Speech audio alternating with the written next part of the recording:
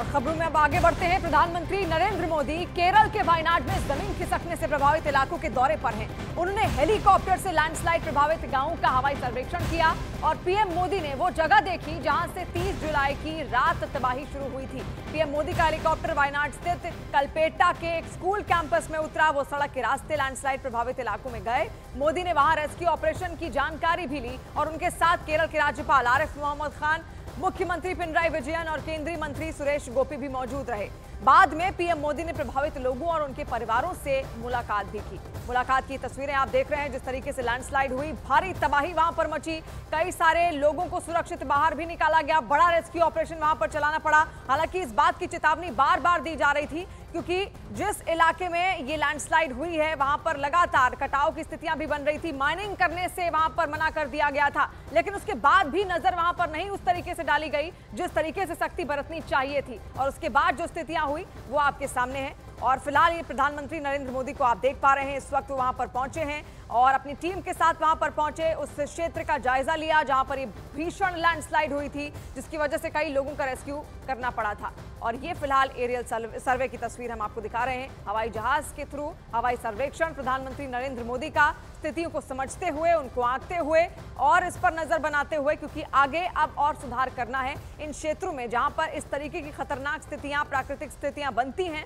उनसे कैसे लोगों को बचाया जाए या वहां से निकालकर लोगों को किस सुरक्षित स्थान पर पहुंचाया जाए, उसका आकलन करते हुए। और ये तस्वीर है अस्पताल की, क्योंकि कई सारे घायल वहां पर भर्ती किए गए थे।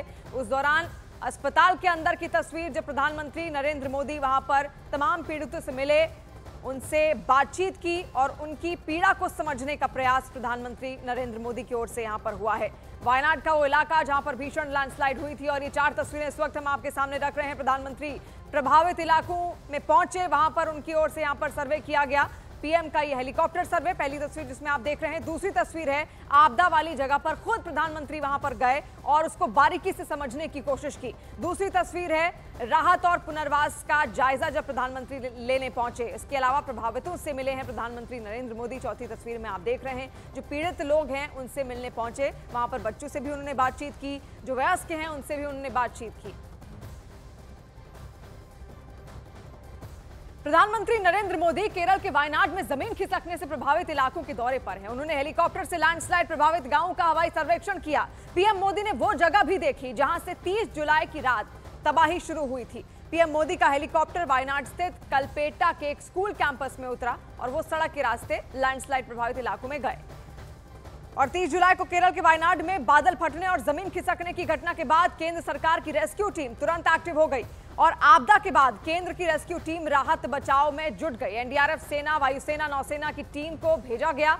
केंद्र की रेस्क्यू टीम में 1200 से ज्यादा बचाव कर्मी थे और डॉक्टरों और मेडिकल स्टाफ को भी वहां पर तैनात किया गया। प्रभावित इलाकों में 100 से ज्यादा एम्बुलेंस तैनात की गई। सेना ने वायनाड में 190 फीट का बेली ब्रिज भी बनाया है। एनडीआरएफ की टीमों ने 30 लोगों को बचाया और 112 शव बरामद किए गए। प्रभावित इलाकों का दौरा करने के लिए एक केंद्रीय टीम भी बनाई गई और 1 अप्रैल 2024 को केरल एसडीआरएफ को बजट आवंटित भी उसको किया गया था। आपदा से निपटने के लिए केरल एसडीआरएफ को बजट यहां पर दिया गया था और केरल एसडीआरएफ को करीब 395 करोड़ रुपए का ये बजट मुहैया कराया गया।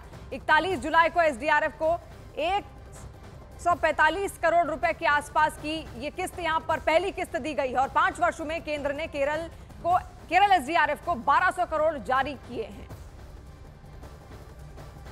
नेता प्रतिपक्ष राहुल गांधी ने वायनाड हादसे को राष्ट्रीय आपदा घोषित करने की मांग की है, जिस पर केंद्र सरकार का बयान सामने आया है, जिसमें यह बताया गया है कि केंद्र सरकार के नियमों के तहत ऐसा करने का सिद्धांत नहीं है। इसके लिए सरकार की तरफ से 2013 में यूपीए सरकार में तत्कालीन गृह राज्य मंत्री मुल्लापल्ली रामचंद्रन के लोकसभा में दिए गए एक उत्तर का हवाला भी दिया गया, जिसमें यह बताया गया कि प्राकृतिक आपदा को राष्ट्रीय आपदा घोषित करने को कोई प्रावधान है ही नहीं।